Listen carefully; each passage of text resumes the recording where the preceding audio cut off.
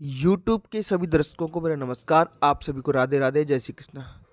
जो भी बच्चे मुझे इस वक्त देख रहे हैं उनको मैं बता दूं, आज की हमारी क्लास होने वाली है क्लास नंबर 67। इसमें हम हिंदी सप्ताह 12 का दिवस 5 करने वाले हैं। आपकी भाषा भारती पुस्तक है जो हिंदी की, उसका पाठ 6 चल रहा है, मेरा एक सवाल। तो चलिए बिना देर किए हुए शुरू करते हैं आज की क्लास। मेरा एक सवाल दिवस 1 में मैंने पूरा आपको पाठ पढ़ाया हुआ है। इसके बाद मौखिक चर्चा से हम शुरू करते हैं दिवस 5 की शुरुआत।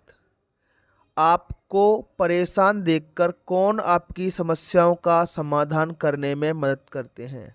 अगर बेटा हम स्कूल में हैं, विद्यालय में हैं, तो सबसे पहले हमारे दोस्त हमारी मदद के लिए आगे आते हैं, ठीक है। उसके बाद हमारे आसपास हमारे शिक्षक भी रहते हैं, वो हमारी मदद करते हैं। अगर घर पर हमें कोई समस्या है तो हमारे माता पिता हमारी मदद के लिए आगे आते हैं, ठीक है प्यारे बच्चों। उसके बाद क्या कभी आपने किसी भी समस्या का समाधान किया है? यदि हाँ तो कैसे? बेटा हम रोज़मर्रा के जीवन में, रोज़ाना के अपने जीवन में हम बहुत सारी समस्याओं का सामना करते हैं, उनका समाधान भी निकालते हैं। समस्या छोटी या बड़ी किसी भी प्रकार की हो सकती है। मान लो अपनी कक्षा में गंदगी की समस्या है तो उसका समाधान कैसे निकालेंगे? हम कमरे की सफाई कर लेंगे। किसी को भूख लगी है, भूख की समस्या है तो वो खाना खाने जाएगा। पानी की समस्या है, पानी पीने जाएगा। कभी कभार मान लो आपको रास्ते में चोट लग गई, ठीक है, कांटा लग गया, तो ये एक समस्या हो गई। तो उस कांटे को हम निकालते हैं बैठ करके। ज़्यादा चोट लग जाती है तो उसकी मरहम पट्टी करते हैं, है ना। तो इस तरीके से हम जीवन की छोटी छोटी समस्याओं का समाधान स्वयं ही निकालते हैं। माता पिता के प्रति आपके क्या कर्तव्य हैं? बेटा माता पिता के प्रति हमारे कर्तव्य हैं, हमें उनका आदर करना चाहिए, उनका सम्मान करना चाहिए, उनकी आज्ञा का पालन हमें करना चाहिए, ठीक है। और उनके कामों में हमें उनकी मदद करनी चाहिए। अगला है महापुरुषों में कौन कौन से गुण होते हैं? तो बेटा जितने भी अच्छी अच्छी चीज़ें होती हैं वो सब महापुरुषों में होती हैं, उन्हीं से हम सीखते हैं। ईमानदारी, बहादुरी, समस्याओं का समाधान निकालना, दूसरों की मदद करना, दयालु होना, परोपकारी होना, ये सब महापुरुषों की निशानियां हैं, महापुरुषों के ये गुण हैं। आगे बढ़ते हैं प्यारे बच्चों, लिखित भाषा विकास। तो आपने जो दिवस 1 में पाठ्यांश पढ़ा हुआ है, दिवस 1 में प्यारे बच्चों, इसलिए मैं बार बार कहता हूँ अच्छे से दिवस 1 कंप्लीट करें। सबसे पहले वहाँ से आपको अनुनासिक शब्द ढूंढने, अनुनासिक और अनुस्वार। अनुनासिक कौन से बेटा? जिसमें ऐसा निशान लगा हुआ है, ये जैसे ऊ के ऊपर लगा है ऊंचा, माँ, यहाँ, ये अनुनासिक होते हैं। अच्छे से देखें, अनुनासिक। और अनुस्वार भी ढूंढ के लिखनी है। अनुस्वार मतलब अंग की मात्रा, ऐसी ये वाली मात्रा, और अनुस्वार मतलब ये वाली मात्रा, और अनुनासिक मतलब ये वाला, ये अनुनासिक है। करेंगे रप मात्रा लगी है, जंजाल जप लगी है, देंगे दप लगी है। तो ये कुछ शब्द मैंने आपको 3 शब्द लिख दिए हैं अनुनासिक के और 3 अनुस्वार के। बाकी आपको ये पूरा पाठ पढ़ना है, वहाँ से ढूंढ करके ये 3 आपको भी लिखने होंगे प्यारे बच्चों। अगर बेटा सारी चीज़ें मैं करा दूंगा तो मुझे कैसे पता चलेगा आप सीख पा रहे हो कि नहीं सीख पा रहे हो, है ना। बस किताब भरना हमारा उद्देश्य नहीं है प्यारे बच्चों, किताब को पूरा करने के साथ साथ हमें सीखना भी है, ठीक है। अगले प्रश्न में देखते हैं, पाठ्यांश में आए हुए सर्वनाम शब्दों को ढूंढकर लिखिए। तो सर्वनाम के बारे में हमने बात की थी, मेरा, तेरा, तुम्हारा, हमारा, तुमको, हमको, तुझे, मुझे, ये शब्द क्या हैं? सारे के सारे सर्वनाम हैं, ठीक है। तो 2 सर्वनाम आपको ढूंढने हैं बेटा। अच्छे से पूरा पाठ पढ़िए, वहाँ से सर्वनाम ढूंढ करके यहाँ पर आपको लिखने हैं। इतने सारे मैंने आपको लिखा दिए हैं, बस 2 आपको ढूंढ के लिखने हैं। अच्छा, 2 सर्वनाम ढूंढ के आप कमेंट बॉक्स में भी हमें बता सकते हो अपने नाम के साथ, और 2 सर्वनाम लिख देना कोई से भी, तो मैं समझ जाऊँगा बेटा आप अच्छे से पाठ को पढ़ रहे हो और सीख भी रहे हो, ठीक है। प्रश्न क्रमांक 3, भारत माता शिक्षकों से क्या चाहती है? तो भारत माता शिक्षकों से चाहती है कि वे सबको पढ़ा लिखा कर ज्ञान विज्ञान सिखाएं। यही भारत माता का सवाल था। ठीक है, प्रश्न क्रमांक 4 की तरफ बढ़ते हैं। विद्यालय पढ़ने जाने से हमें कौन कौन से लाभ प्राप्त होते हैं? बेटा हम विद्यालय जाएंगे तो हम क्या सीखेंगे? ज्ञान विज्ञान सीखते हैं। ठीक है, और अपने कर्तव्य का पालन करना भी सीखते हैं। अब आते हैं बेटा शब्द वाक्य लेखन गतिविधियां। उदाहरण के अनुसार रेखांकित शब्दों के स्थान पर लिंग बदलकर सही वाक्य लिखिए। बेटा लिंग बदलने में क्या होगा? पहले तो हमारा कर्ता बदलेगा। जैसे एक होता है स्त्रीलिंग, एक होता है पुल्लिंग। पुल्लिंग मतलब पुरुष, स्त्री माने महिला। लड़की बैठी है तो लड़की के साथ हम क्या लगाएंगे? बैठी है। अगर इसका लिंग बदलेंगे तो लड़की की जगह क्या कर दिया? लड़का, और बैठी की जगह क्या कर दिया? बैठा। तो कभी ऐसा सुना है बेटा आपने कि राम बैठी है? क्योंकि राम लड़का है। ठीक है ना, तो राम के साथ क्या लगाएंगे? बैठा है। और कभी ये सुना है आपने कि सीता बैठा है? नहीं, सीता लड़की है तो सीता के साथ लगाएंगे बैठी है।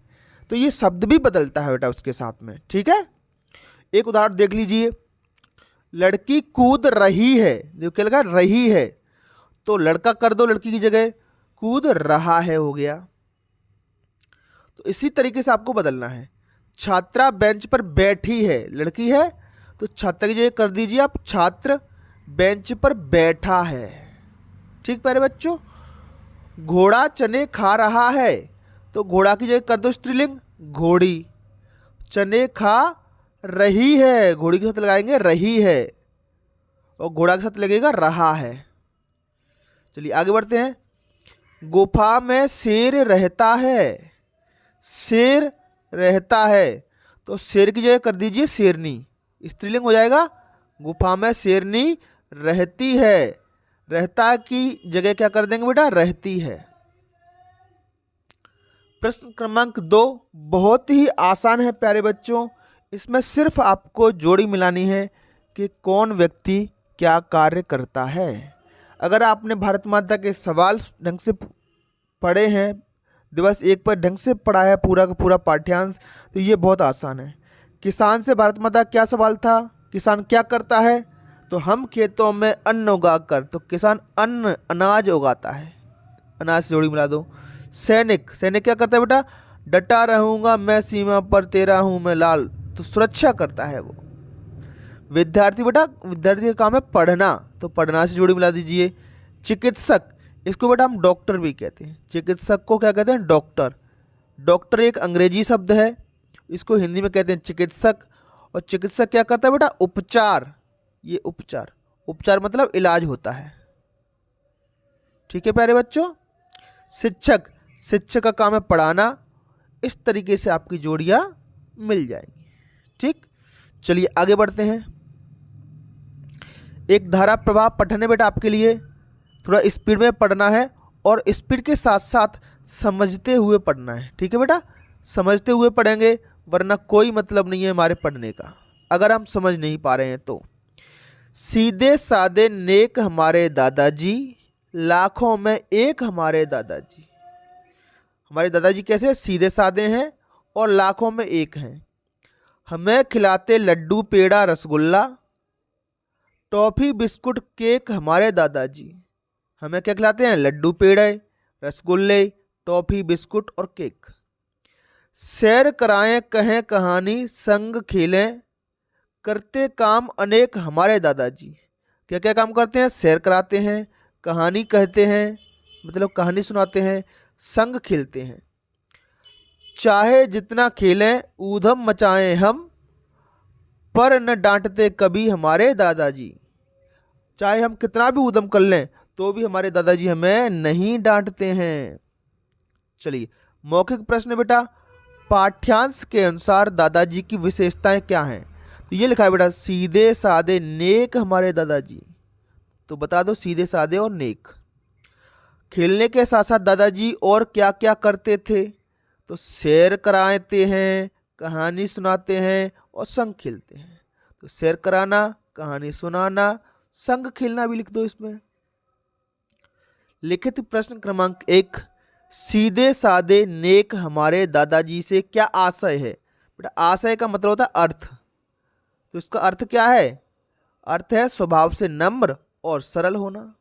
यही तो अर्थ है, तभी तो उनको सीधे साधे कह रहे हैं हम लोग। आगे बढ़ते हैं।